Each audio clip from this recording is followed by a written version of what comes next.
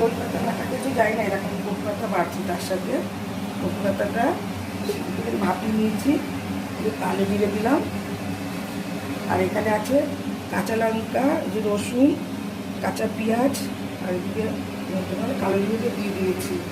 কেউ স্বাদ মতন কেউ শুকনো লঙ্কা খাওয়াতে, আমি শুকনো লঙ্কাটা খাই না, আমার ছেলে গ্যাস হয়ে যায় আমার ছেলে, আর এই কলকাতায় একটু গ্যাস হয় তো, তার জন্য আমি কাঁচা লঙ্কা দিয়ে করি। শুকনো লঙ্কা দিলে একটু টেস্ট ভালো হয়। ঠিক আছে, এখানে কলকাতা বানিয়ে দিচ্ছি। এত দাঁড়িয়ে কলকাতা ফেলে দেবো বলো, তাই বলছি না কলকাতাটা বাকি। ওরা ভিডিও করছি, সব কিছু ভিডিও করি, আর রান্নার ভিডিও করি না, করি না বলতে খুব কম করি, এবার আমি এমনি ভিডিওই করি।